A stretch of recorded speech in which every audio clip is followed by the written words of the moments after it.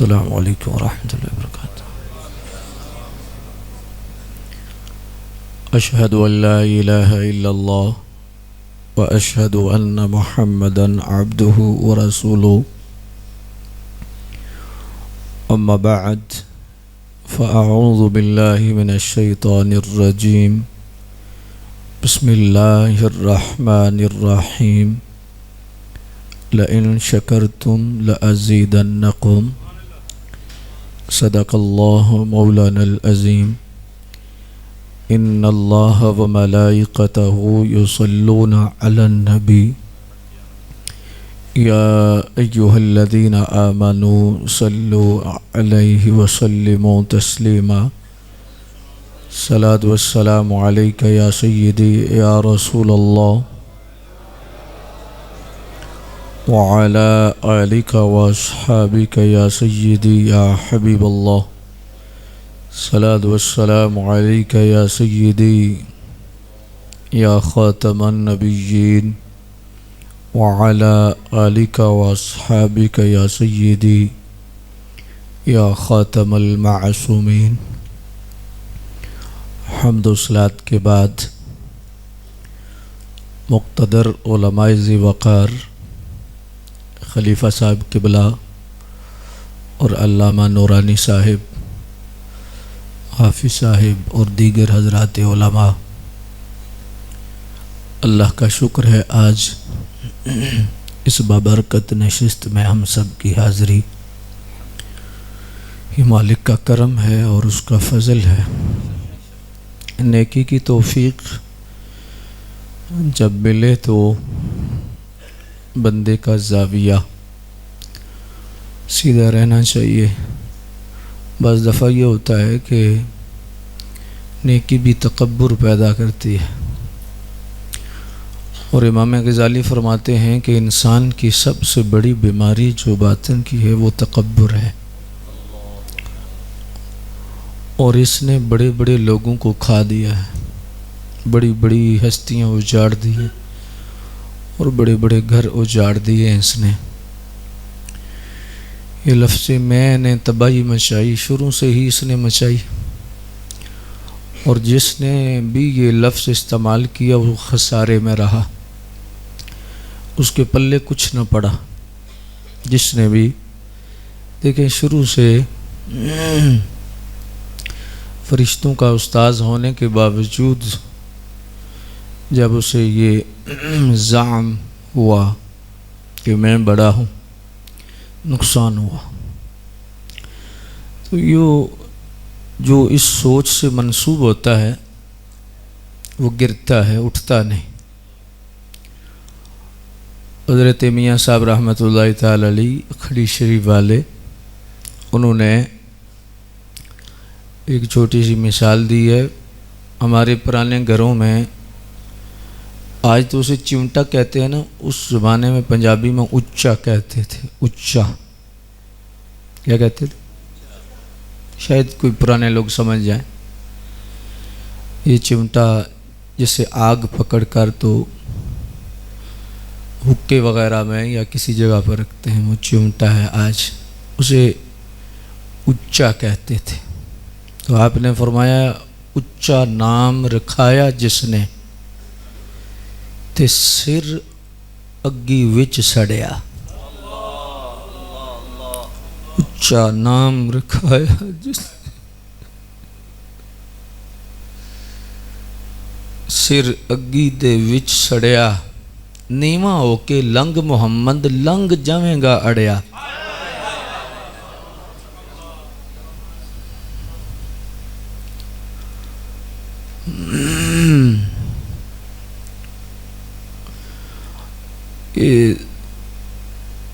تکبر کی بہت ساری قسمیں ہیں۔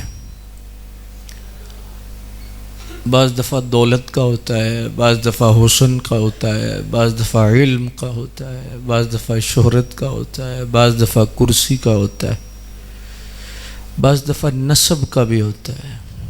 میں چیمہ ہوں، میں چٹھا ہوں، میں ملک ہوں، میں سید ہوں، میں فلاں ہوں، میں فلاں ہوں، نہ فلاں ہوں۔ وارثہ نہ کر مان وارثاں تے رب بے وارث کر ماردا ہے۔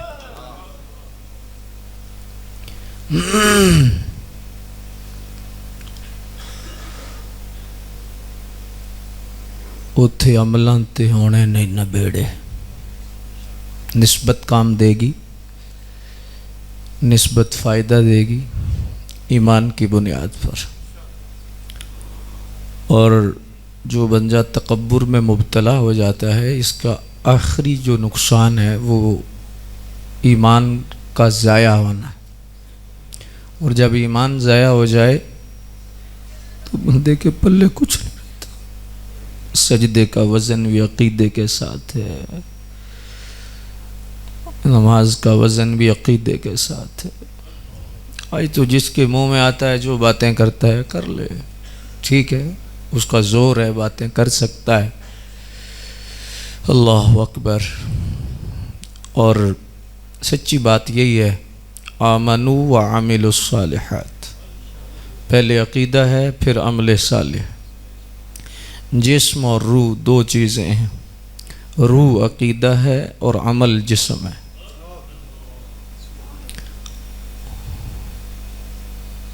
جب روح نکل جاتی ہے تو ڈوبتا ہوا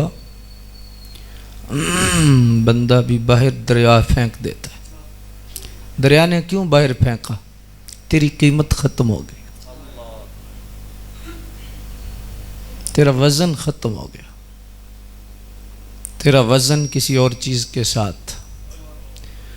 غلاف کی قدر ہے لیکن بیچ میں قرآن ہو. قالب کی قدر ہے قلب ہو.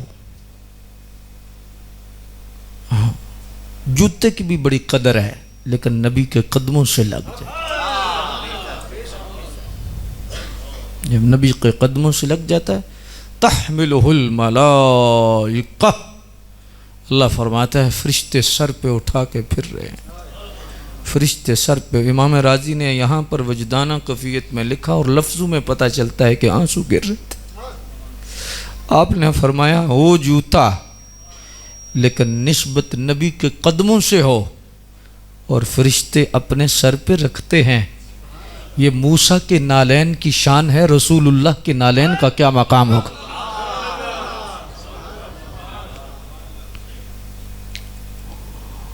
لیکن عقیدہ اور پھر عمل. عقیدے کے بغیر کچھ نہیں.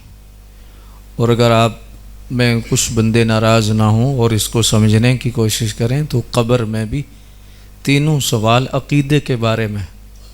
عمل کے بارے میں سوال نہیں ہے. عمل کے بارے میں ضرور پوچھ ہے، آگے ہے، آگے ہے، آگے ہے. فیصلہ عقیدے پر ہے. جنت کی کھڑکی جب کھولی جائے گی تین سوالوں کے علاوہ کوئی سوال نہیں کیا جائے گا. ما ربک، ما دینک، ما تقول فی حق ھذا الرجل. اس ہستی کے بارے میں کیا کہتے ہیں؟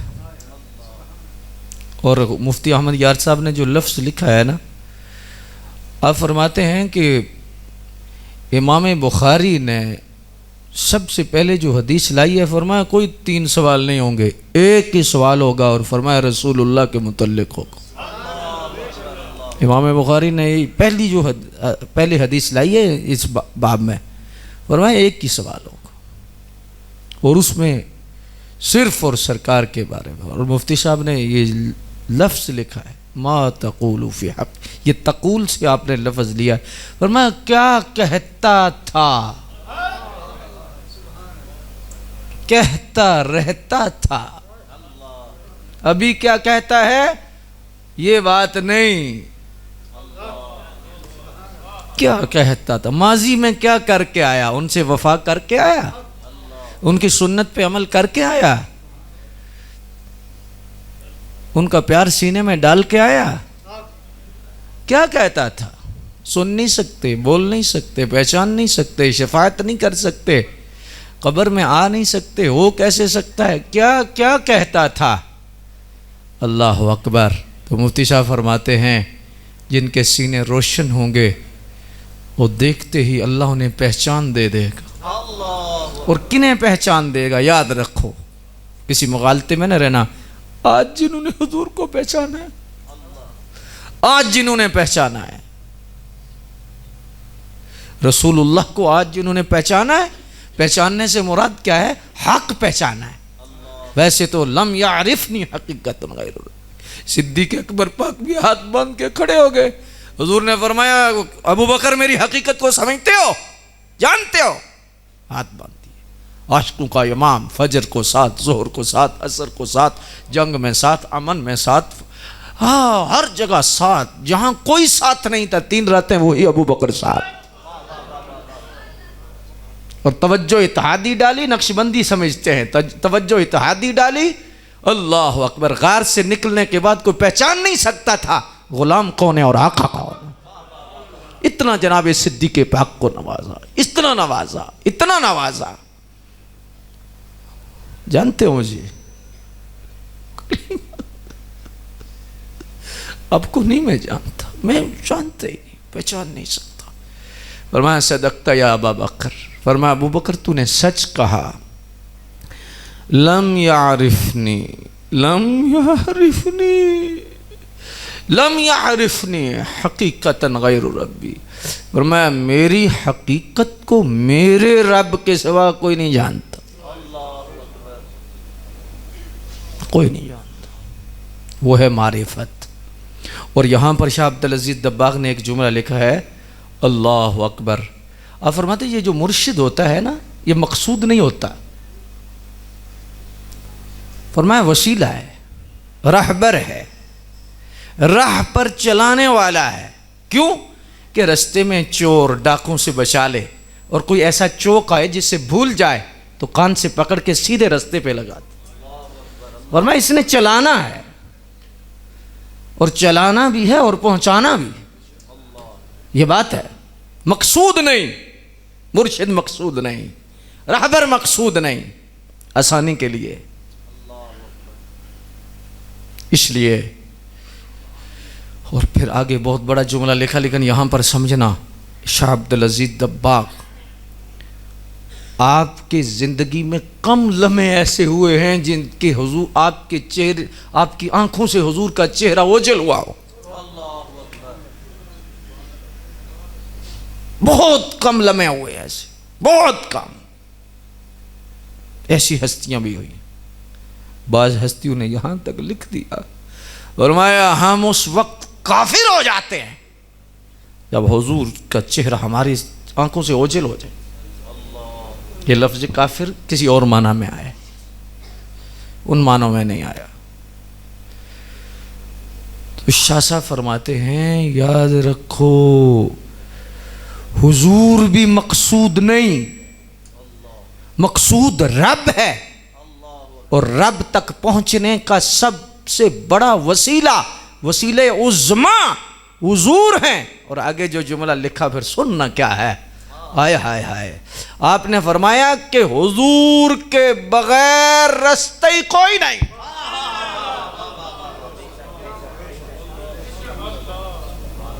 حضور کے بغیر کوئی رستہ نہیں، بس رب تک پہنچنے کا۔ اور اسی لیے فرمایا، جو صوفیاء نے فرمایا جو ان تک پہنچا وہ وہاں تک پہنچا۔ اور بریلی شریف سے بھی آواز آئی نا، ایسی ایسی خوشبودار آواز آئی، بخدا خدا کا یہی ہے در، نہیں اور کوئی مفر مقر۔ یہ مفر مقر کیا ہے؟ لفظ ہیں کہ قیمتی موتی جڑے ہوئے، لہجہ بتا رہا ہے مصر رضا کا ہے، نہیں کوئی مفر مقر۔ بخدا، اعلیٰ حضرت قسم اٹھاتے ہیں، بخدا خدا کا یہی ہے در، یہی ہے در، یہی ہے در، نہیں اور کوئی مفر مقر۔ نہ ادھر جانے کی جا ہے، نہ ادھر جانے کی جا ہے، نہ ادھر کوئی رستہ نکلتا ہے کہ چھوٹا سا ہی نکل جائے، کوئی ادھر سے ہی نکل جائے، کوئی اس سائیڈ سے ہی ہو کے پہنچ جائے منزل کو۔ فرمایا نہ، نہیں اور کوئی مفر مقر۔ جو وہاں سے ہو یہیں آ کے ہو، جو یہاں نہیں وہ وہاں نہیں۔ حق سن کے بولنا خوش بختوں کی علامت. اور آپ کی آوازوں سے مجھے لگ رہا ہے کہ اللہ نے آپ کی قسمت اونچی بنائی ہے. سننے کی قسمت اللہ نے اونچی بنائی ہے. کیوں؟ اللہ اکبر. کتنا بھی گناہگار ہو لیکن رب کے محبوب کی شان سنے تو چہرہ چمک جاتا ہے. اور یہ بات یاد رکھو، رسول اللہ کی شان سن کر جسے ٹھنڈ پڑتی ہے اور جس کا چہرہ چمک جاتا ہے، شاہ عبدالعزیز دباغ فرماتے ہیں اللہ اس سے خوش ہو کر آخری وقت ضرور اسے ایمان سے نوازے گا. یہ کوئی چھوٹا عمل نہیں رسول اللہ کی شان سن کے خوش ہونا، رسول اللہ کی شان سن کے چہرہ چمک جانا. پھر مولا علی شیر خدا کا ایک فرمان بھی میں آپ کے سامنے رکھ دیتا ہوں. اللہ اکبر. حق سن کے بولنے کی عادت ڈالو، حق سن کے خوش ہونے کی عادت ڈالو، اور حق سن کے نہ چہرہ چمکانے کی عادت ڈالو. مشق کیا کرو، کوشش کیا کرو. اللہ اکبر. مولا علی شیر خدا فرماتے ہیں جو حق سن کر جس کا چہرہ نہ چمکے، فرمایا ان قریب اس چہرے کو ذلیل کیا جائے. انتظار کرے، انتظار کرے کہ اس چہرے کو ذلیل کیا جائے گا، اور ضرور ذلیل کیا جائے گا. عزت چاہتا ہے تو نبی کے ذکر پہ چہرہ چمکایا کر، خوش ہوا کر، خوش ہوا کر. جو وہاں سے ہو یہیں آ کے ہو، جو یہاں نہیں وہ وہاں نہیں. کیا بات ہے امام صاحب کی. جو یہاں نہیں جو یہاں نہیں وہ وہاں نہیں، جو یہاں نہیں وہ وہاں نہیں، جو یہاں نہیں وہ وہاں نہیں. پھر نصیحت امام کیا کرتے ہیں؟ آج لے ان کی پناہ.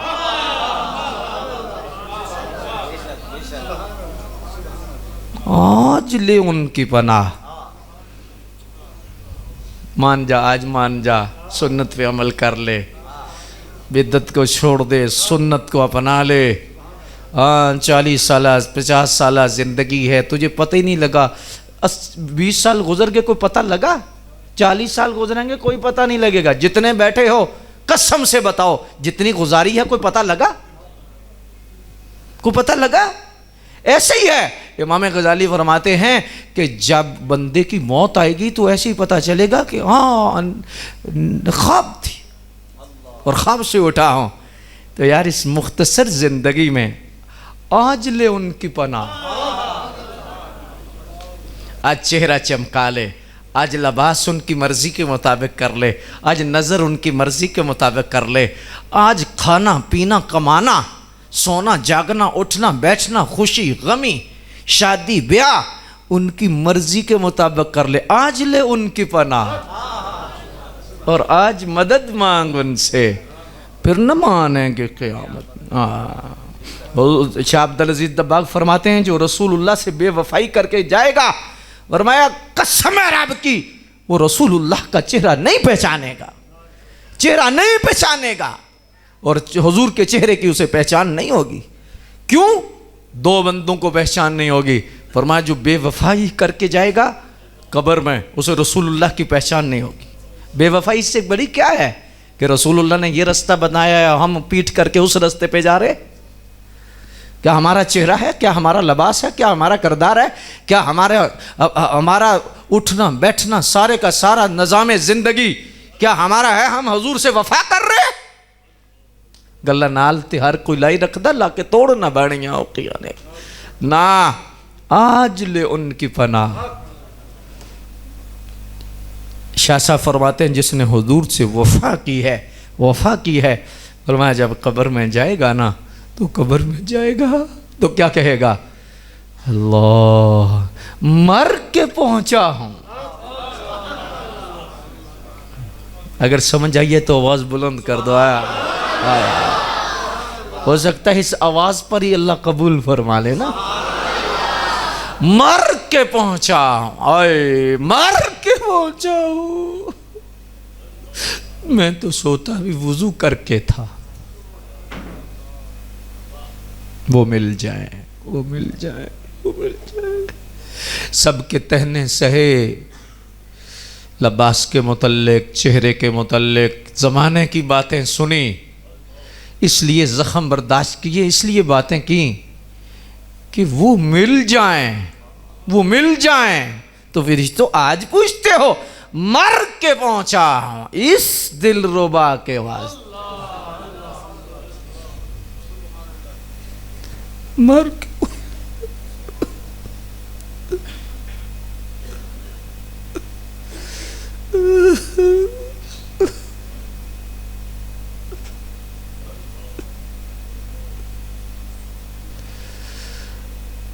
اور اگر جس کو آج پہچان نہیں ہے نا، پہچان سے مطلب وفا ہے، جس نے آج پہچان نہیں کی، آج وفا نہیں کی، آج حضور کی طرف رخ نہیں کیا، وہ قبر میں پہچان نہیں سکے گا، قبر میں وہی پہچانے گا۔ آج خیال کر لو۔ اس لیے شیخ محقق عبدالحق محدث دلوی کا میں آج نہیں بلکہ حضور مجدد الفسانی کا میں ایک قول پڑھ کر میں حیران ہو گیا، کانپ گیا ہوں حضرت، کانپ گیا ہوں۔ ہائے ہائے ہائے ہائے، آپ فرماتے ہیں ایک طرف کروڑ روپے کا مدرسہ بنا ہو، کیا بنا ہو؟ بولو، اسے مدارس کی نفی نہ لینا، رخ سمجھنا کیا ہے، مجدد کے سینے سے جو نور نکل رہا ہے سمجھنا کس چیز کو منبت کر رہا ہے۔ حضور مجدد پاک نے کیا فرمایا؟ آپ نے فرمایا ایک بہت بڑی بلڈنگ مدرسہ کی بنی ہوئی ہو، فرمایا اور ایک بندہ مسجد میں دایاں قدم نبی کی سنت سمجھ کے اندر رکھے، فرمایا اس مدرسے کی بلڈنگ سے اس کا یہ سنت والا عمل افضل ہے۔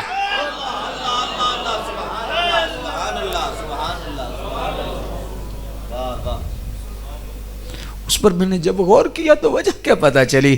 وجہ یہ پتا چلی کہ اللہ کے ہاں ہر عمل کا وزن سنت کے خلاف میں ہے، سنت کے خلاف میں۔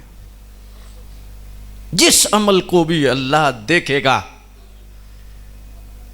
ایسا ہے، ایسا ہے، ایسا ہے، مثلا لَقَدْ كَانَ لَكُمْ فِي رَسُولِ اللَّهِ أُسْوَةٌ حَسَنَةٌ۔ اور اس پر ہمارے شیخ نے ایک بہت خوبصورت بات فرمائی اور وہ بہت گہری ہے، لیکن اصل میں مسئلہ یہی ہے۔ حضور مجدد الفسانی یہاں پر یہ بات سنت کی عظمت پر لکھتے یہاں لکھتے ہیں، آپ فرماتے ہیں آپ نے حد کر دی ہے، آئے ہائے، دعا کرو اللہ ہمیں سنت والی زندگی دے دے، کھانے میں سنت ہو، بولنے میں سنت ہو۔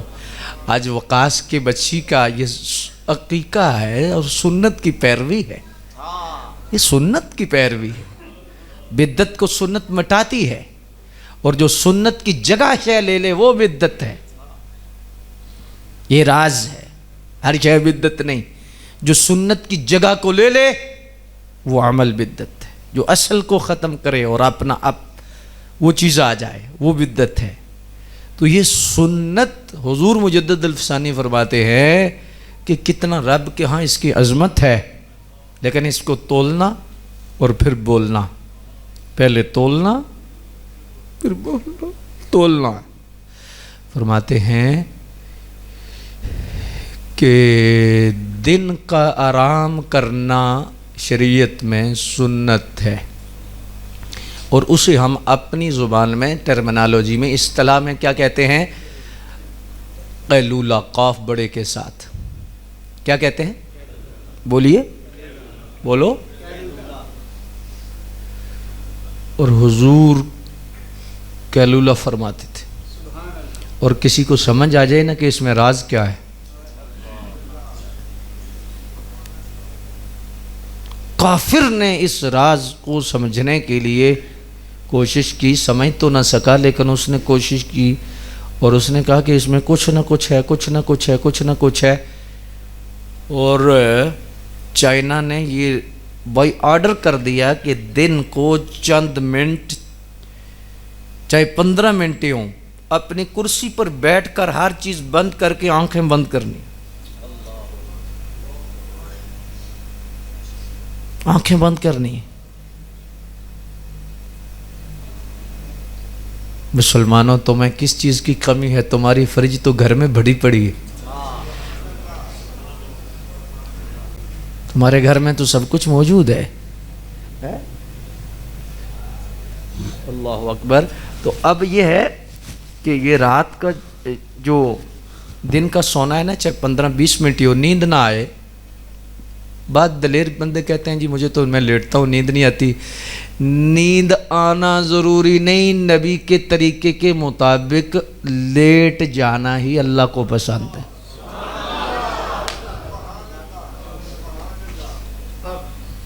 بات سوچ کی، بات نیت کی ہے. اور حضور مجدد صاحب نے یہ کیوں فرمایا ہے؟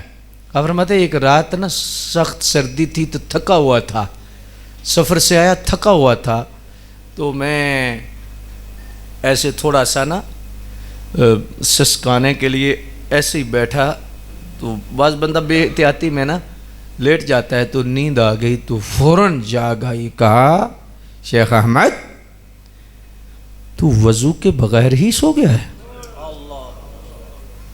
وضو تو نبی کی سنت ہے، سونے سے پہلے وضو کرنا، اور تو سنت.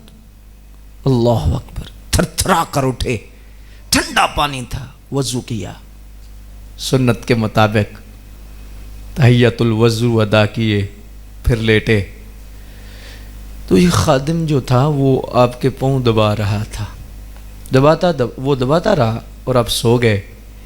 حضور خواب میں تشریف لائے اور حضور نے فرمایا اے احمد، واہ، میں کہوں وہ میرے آقا ہیں اور وہ کہیں گے میرا غلام ہے. میں کہوں کوئی قیمت نہیں ہے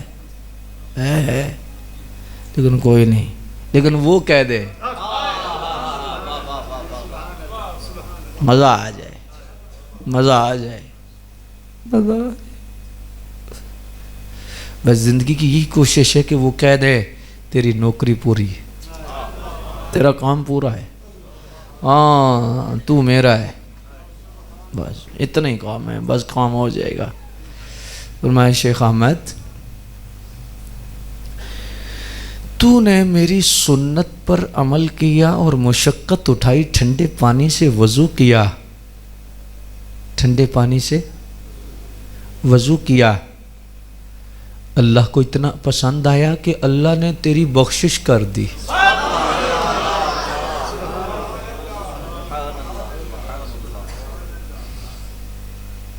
اور فرمایا کہ جو غلام تیرے قدموں کو دبا رہا ہے اسے بھی نواز دیا گیا ہے. ہائے ہائے ہائے، جوتا قدموں سے لگے تو برکت ہے، تو منسوب غلام کو کیوں برکتیں نہیں؟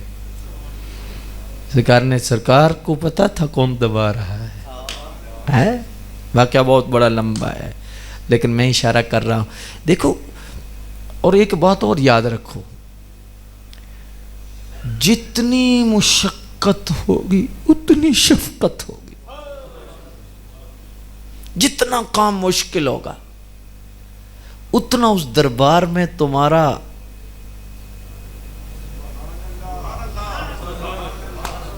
جتنا کام مشکل ہوگا نا. ہاں یہ بات یاد رکھو، جہاد، کوشش کوشش کوشش کوشش. ایک بندہ مشکل میں ہے نا، ایک بندے کے لیے گناہ چھوڑنا مشکل ہے، موقع بھی ہے، ہر چیز موجود ہے، کتنا مشکل ہے، لیکن اس مشکل سے گزر گیا ہے، تر گیا ہے، تر گیا ہے. ہاں جتنی نفس پہ شاق چیز گزرے گی نا، حرام چھوڑنے پہ یا فرض کرنے پہ یا چھوڑنے پہ یا کرنے پہ، جتنی شاق گزرے گی، جتنی شاق گزرے گی، میرے سائیں اتنا ہی کرم ہوگا، اتنا کرم ہوگا۔ آج کتنا مشکل ہے بندے کا سنت کے مطابق چہرہ سجانا ہے، کتنا آج نفس چاہتا ہے یہ لباس پہن، یہ پہن لے، یہ پہن لے، یہ پہن لے، یہ پہن لے، یہ پہن لے۔ مشکل ہے کہ نہیں ہے نا؟ زمانے نے جکڑ دیا ہے بندے کو۔ اور میں کہتا ہوں کہ پچھلے زمانوں میں بایزید و جنید اور وہ ان کے مریدین، اللہ اکبر، آج ان کو اتنی مشکلیں نہیں تھی، اتنی مشقتیں نہیں تھی۔ آج کے جوان کو جو مشقت ہے، جو مشکل ہے، اور جو جس طرح کا جال اس کے قریب بن دیا گیا ہے، آج جو نکل گیا نا، بایزید بستامی بھی کہیں گے واہ تیری کیا بات ہے، اے تیری کیا بات ہے، تیری کیا بات ہے۔ حضرت جنید بھی شاباش دیں گے کہ یار تو آج بھی سنت کے مطابق لباس پہن لیا، تو نے نبی کے چہرے کے مطابق مخالفت نہیں کی، تو نے بے وفائی نہیں کی، تو نے تو اپنے نبی سے وفا کی ہے۔ واہ، جتنی مشکل ہوگی اتنی شفقت ہو جائے گی۔ اللہ اکبر۔ حضور مجدد صاحب رحمۃ اللہ تعالی علیہ فرماتے ہیں کہ یہ جو دن کا قیلولہ ہے نا، اگلے بات بہت بڑی ہے، لیکن ہو سکتا ہے کہ کچھ لوگوں کے پاس ترازو ہی نہ ہو، کچھ لوگوں کے پاس،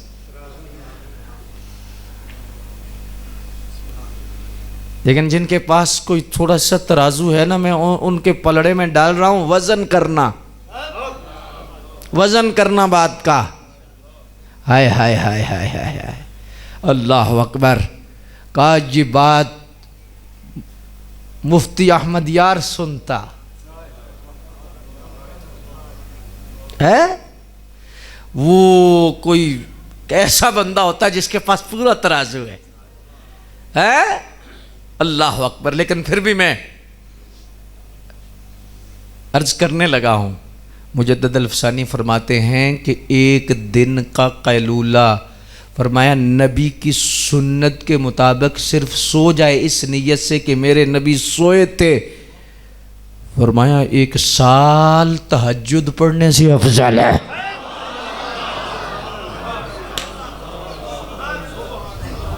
کیوں؟ ادھر سو رہا ہے، ادھر شب بیداری ہے، لیکن شب بیداری میں تصور مصطفیٰ نہیں، لیکن اس سونے میں تصور مصطفیٰ ہے۔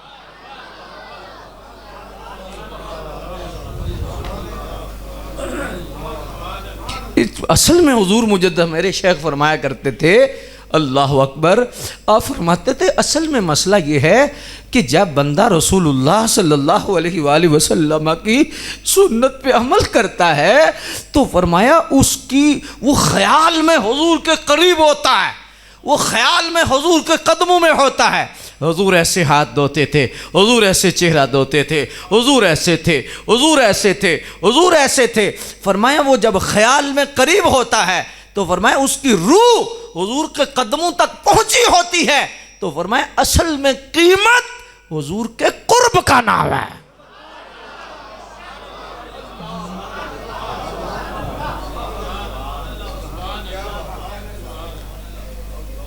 اصل قیمت کیا ہے؟ بولو۔ آج کوئی غوث، کتب، ابدال، اوتاد سب کچھ بنتا ہے، صحابی بن سکتا ہے؟ کیوں نہیں بن سکتا؟ کیوں نہیں بن سکتا؟ وہ قرب جو ان کو تھا وہ کسی کو نہیں، ہو ہی نہیں سکتا۔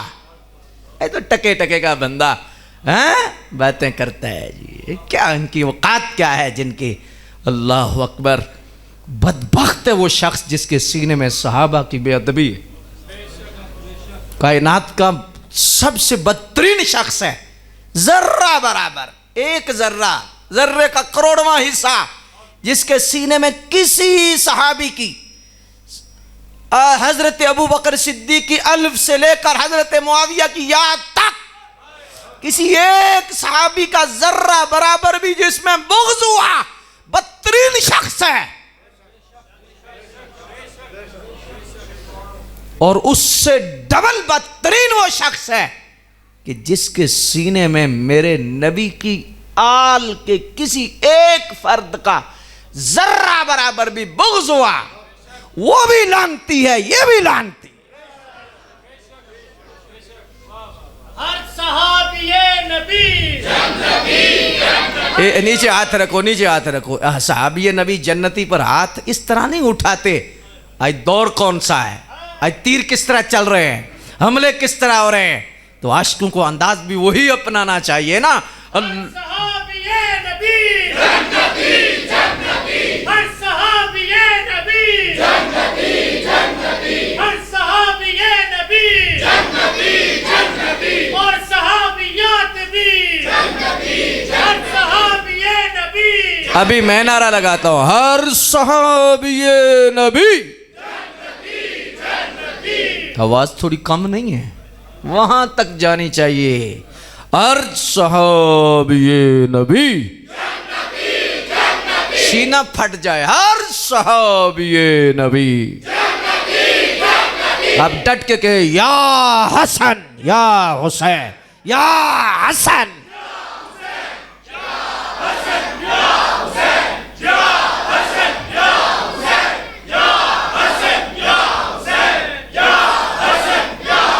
یا حسن یا حسین۔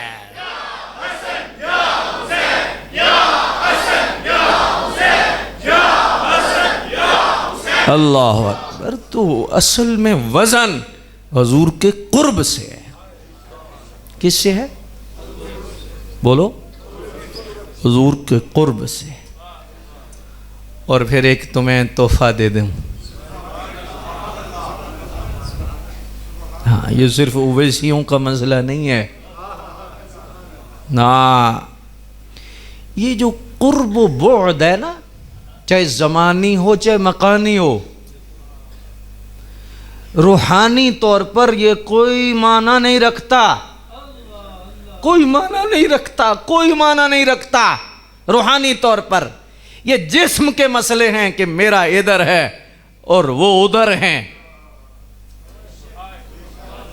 یہ جسم کا مسئلہ ہے کہ میں ادھر ہوں داتا لاہور ہے، میں ادھر ہوں غوث پاک بغداد میں ہے، میں ادھر ہوں اویس قرن میں ہے، میں ادھر ہوں صدیق روضہ مصطفیٰ میں ہے۔ یہ جسم کا مسئلہ ہے میرے بھائی۔ روح کے لیے نہ زمانی فاصلہ ہے نہ مکانی فاصلہ ہے، روح کے لیے کوئی فاصلہ حیثیت ہی نہیں رکھتا۔ شیخ ہمارے فرماتے تھے قرب دل کا قرب ہے اور بعد دل کا بعد ہے۔ جو دل سے دور ہے وہ دور ہے، جو دل سے قریب ہے وہ قریب ہے۔ فرمایا قریب رہ کر بھی ابو جہل دور رہا اور دور رہ کر بھی اویس قریب رہے۔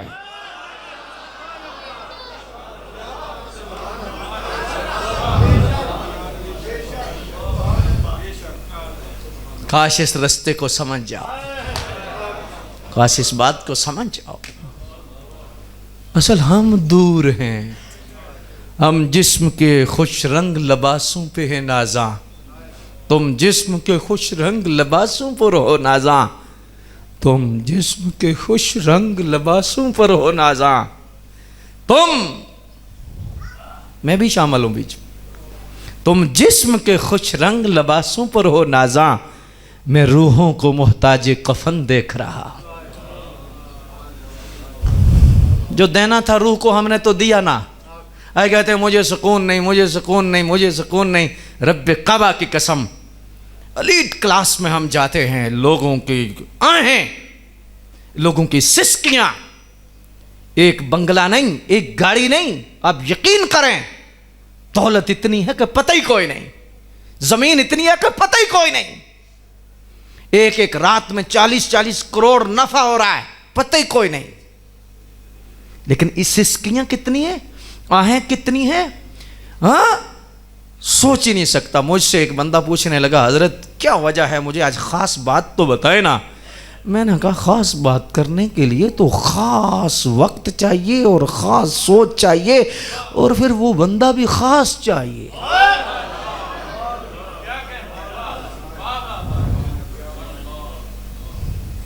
لیکن کہنے لگا کرم فرما دیں، میں نے کہا حکم فرمائے. کہنے لگا میں نے سکون تلاش کیا, مجھے ملا کوئی نہیں. اس نے اپنی گاڑیوں کی لائن مجھے گنوائی, اب سوچ نہیں سکتے اس کے پاس گاڑیاں کتنی ہیں. اور میں کیا ساتھ دیا, مچھلی دیکھی ہے, مچھلی دیکھی ہے؟ کہنے لگا دیکھی ہے. میں نے کہا مچھلی کو پانی سے نکال کر ہیرے رکھو, جواہرات رکھو, موتی رکھو, ہر شے اس کے سامنے رکھو, مچھلی راضی ہوگی ناراض؟ بہتیاں گلن چ فائدہ کوئی نہیں, اساں نیڑیوں گل مکاونی ہے. او وارے شامیاں گلو کریے جڑی اگاں میں کم آونی. مچھلی کے سامنے ہیرے رکھو, جواہرات رکھو, مچھلی کے سامنے ہر شے رکھو. اچھا پاؤنڈ رکھو, ڈالر رکھو. مچھلی کی تڑپ ختم ہوگی؟ بولیے کیوں نہیں ختم ہوگی؟ مچھلی کی زندگی پانی میں ہے. مچھلی کی زندگی, میرے بھائی مچھلی کی زندگی پانی میں ہے, تیری روح کی زندگی رخ مدینہ میں ہے.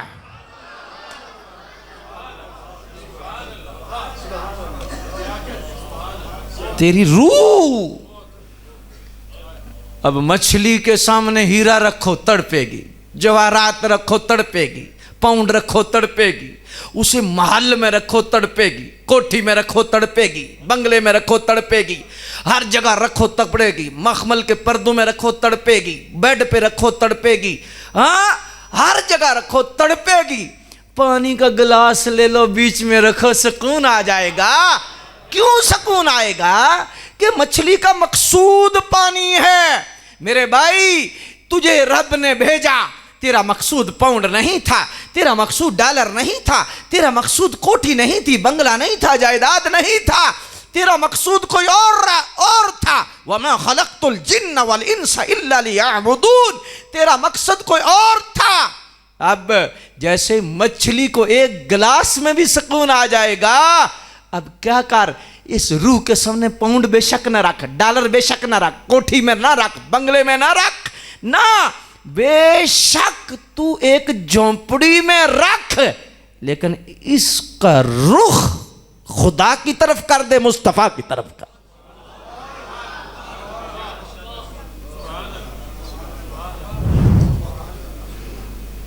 اور پھر سکون نہ آیا تو پھر پوچھ لینا. یار بڑی عجیب بات ہے. بہت عجیب بات نہیں ہے. 2 کام انسان آج کر رہا ہے, اس پر اللہ نے پھر توفیق دی, موقع دیا, تو میں اس چیز کو کبھی کھولوں گا اگر اللہ نے موقع دیا. اللہ اکبر. یہ مخلص ہے بچے بیچارے کہ جن کے پروگرام میں اتنی روحانیت ہے, کتنا سکون ہے. اللہ اکبر. وہ بچی خوش نصیب ہے جس کا عقیقہ 1 کا ہے 2 کا ہے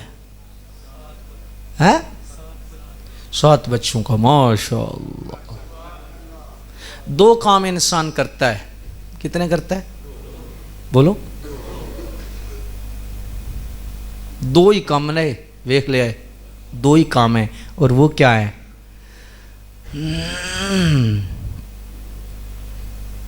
گھر بنانے نے, بچے پیدا کرنے, گھر بنانے نے, بچے پیدا کرنے.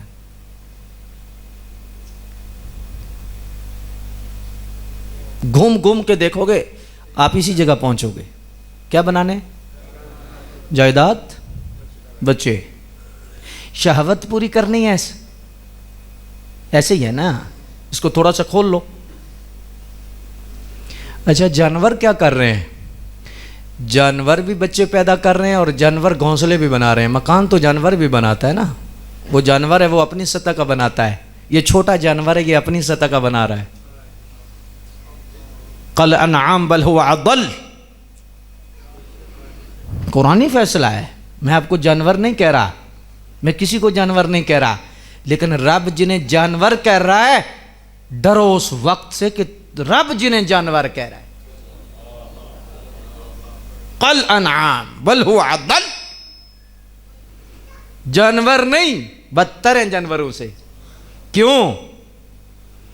دشمن پتھر بھی مارے دکھ نہیں ہوتا, سجن پھول بھی مارے تو دکھ ہوتا ہے. تو میرا خلیفہ ہے, تو میرا نائب ہے، تجھ سب کو میں نے تیرے سامنے جھکایا، سارے تیرے خادم بنائے، سارے تیرے لیے پیدا کیے، اور تو کدھر ہے؟ بتا تو کدھر ہے؟ کل انعام بل ہوا اضل، پھر جانوروں سے بھی تو بدتر ہے، بدتر ہے تو۔ جانور بھی دو کام کرتا ہے، اس کو کھولوں گا پھر کبھی۔ بچے پیدا کرنے ہیں، کار بنانے ہیں، بچے پیدا کرنے ہیں، تیجا کام کوئی نہیں۔ کالج، یونیورسٹی، نوکری، جاب، فیکٹری، پیسہ ہو چاہے کیسا ہو، یہی کام ہے۔ دوسرا کیا ہے؟ بولو، ہاں؟ تیجا کوئی نہیں، ناراض نہیں ہونا، تیجا ہے۔ من ہے سے قوم بات کر رہا ہوں، آپ ناراض نہ ہو، آپ کی تو بات ہی نہیں۔ جن کی ہے ان کی ہے۔ دو کام جانور بھی کرنے ہیں، دو یہ کر رہا ہے۔ سونیا آفاق سے ہے اس کی حریفہ نہ کشکش، خاکی ہے مگر خاک سے آزاد ہے مومن، ججتے نہیں کنشک کو حمام اس کی نظر میں، او جبریل و اسرافیل کا سجاد ہے مومن، ہر لحظہ ہے مومن کی نئی آن نئی شان۔ کیڑے چکرنج پائی پہ آئیں تو؟ کون سے چکر ہیں تیرے؟ ہر لحظہ ہے مومن کی نئی آن نئی شان، گفتار میں کردار میں ہے اللہ کی برہان، یہ راز نہیں کسی کو معلوم کہ مومن قاری نظر آتا ہے حقیقت میں ہے قرآن، قہاری و غفاری و قدوسی و جبرو، چار عناصروں تو بنتا ہے مسلمان۔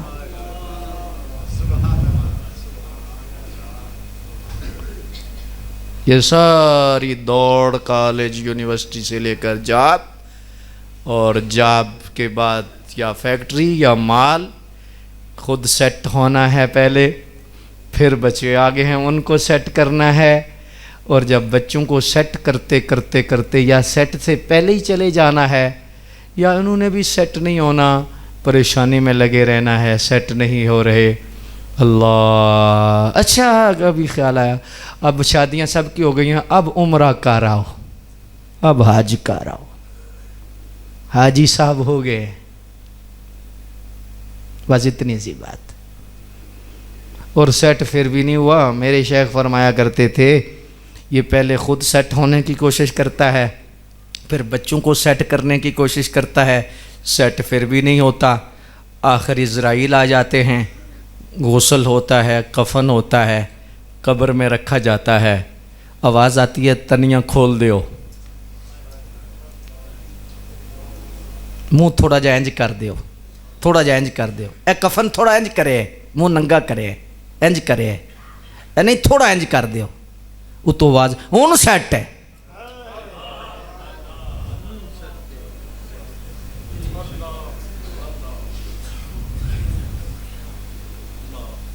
آج لے ان کی پناہ، آج کا یہ درس ہے یار، کیا؟ آج لے ان کی پناہ۔ حضور کی سنت میں ایسا شرف ہے۔ آگے مجدد صاحب نے بہت خوبصورت باتیں لکھی، لیکن کافی وقت ہو گیا، آج میں چاہتا تھا، اللہ اکبر، آپ کو اتنی زحمت نہ دوں، لیکن زحمت کیا ہے؟ آپ کے چہرے بتا رہے ہیں رحمت ہے۔ اللہ اکبر، اسی ذوق میں ہم سلام پڑھ لیں اور سلام کے بعد ہم دعا کر لیں گے، ہیں؟ اللہ اکبر۔ آج ارادہ کر لو کہ انشاءاللہ سجدہ نہیں چھوڑوں گا، ہے؟ ہاتھ کھڑا نہ کرو، ہاں جی، چلو آپ کا جذبہ ہے، آپ کھڑے کر رہے ہیں، میں آپ کو روکتا نہیں، لیکن انشاءاللہ سجدہ نہ چھوڑو، کوشش کرو نہ چھوڑو یار، ہے؟ اور سجدے سے پہلے ایک کام کرنا ہے، صحیح عقیدہ نہیں چھوڑنا، کیا؟ سنی بن کے رہو، سنی مرد بن کے مرو اور سنی بن کے اٹھو. یہ فقیر کی تمہیں نصیحت ہے. ٹھیک ہے، اپنا عقیدہ سچا رکھو، ستھرا رکھو. ہاں بہت سارے آج لوگ، آج تو داتا صاحب پر بھی اعتراض کر رہے ہیں. ایسا زمانہ بھی ہم نے دیکھنا تھا.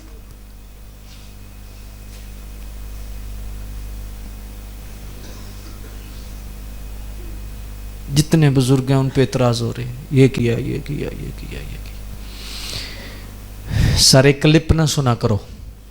نوجوانوں کو کہہ رہا ہوں، سارے کلپ نہ سنا کرو. بعض کلپ سلپ کر دیتے.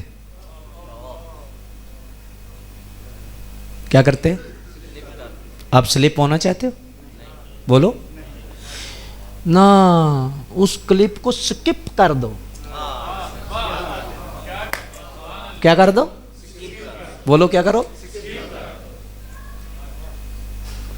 خود سلپ ہونے سے بچ جاؤ. ہمیں کمی ہے کسی شے کی؟ کمی ہے نا. پہلی امتوں میں وہ جماعت سچی تھی جس میں نبی تھے، اور اب وہ جماعت سچی ہے جس میں ولی ہے.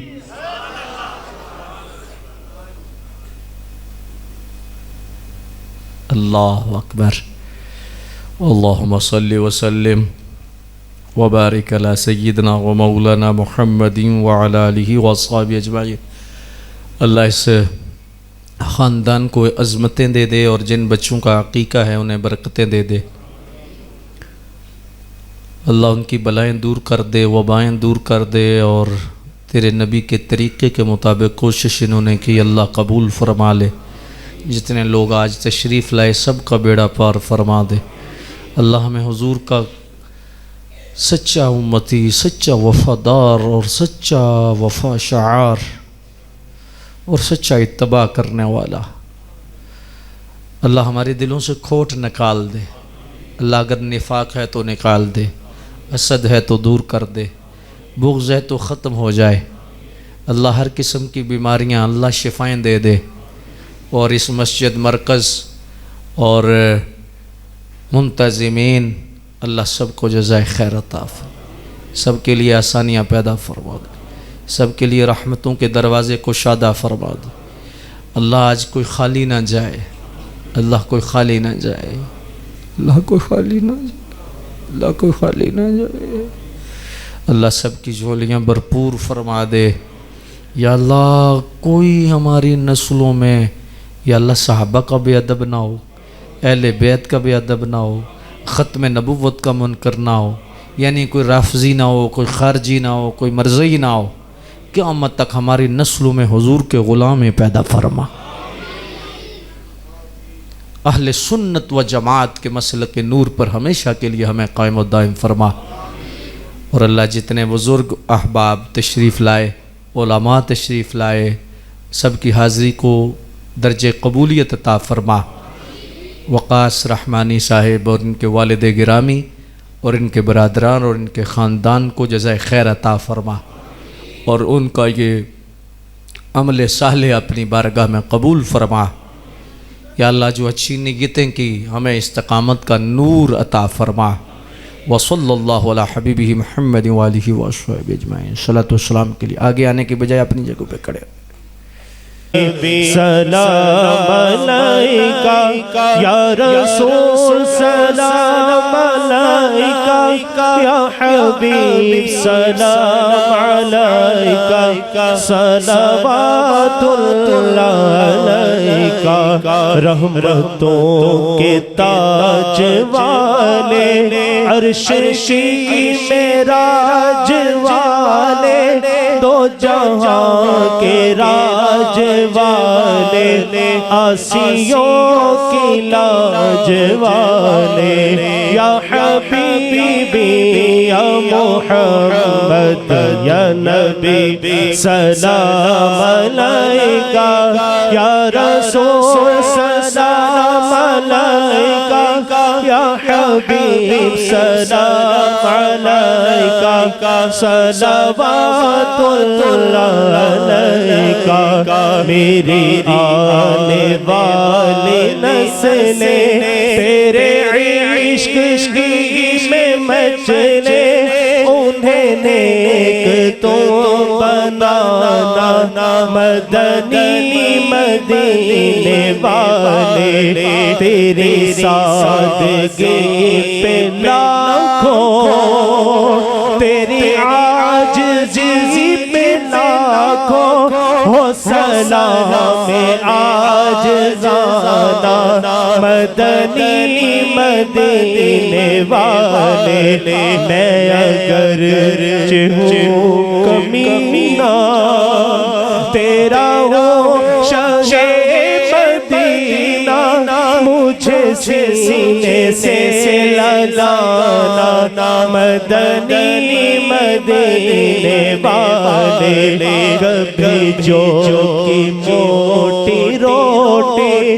تو کبھی کھجور پانی تیرا ایسا سادہ کھانا مدنی مدینے والے یا حبیبی یا محمد یا نبی سلام علیکہ یا رسول سلام علیکہ یا حبیب سلام علیکہ صلوات اللہ علیکہ جان کر کافی سہارا لے لیا ہے درد تمہارا خلق کے وارث خدا را لو سلام اب تو ہمارا ایوہ المختار فینا زادنا الحب حنینا جئتنا بالخیر دینا یا خطاب المرسلین یا حبیبی یا محمد یا نبی سلام علیکہ یا رسول سلام علیکہ یا حبیب سلام علیکہ صلوات اللہ علیکہ السلام گلشن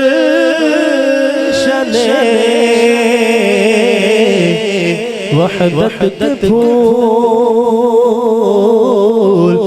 یہ سلام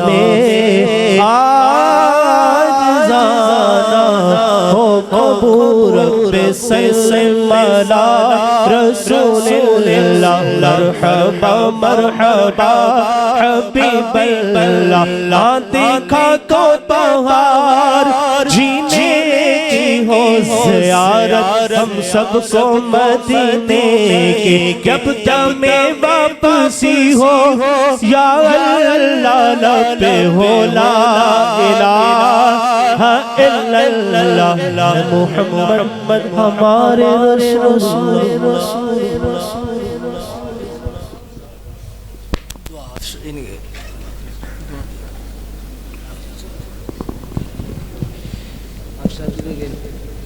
اللہ دیتا آپ کو اللہ نے دیا تو دعا کریں اللہم صلی وسلم بیغفر رحمت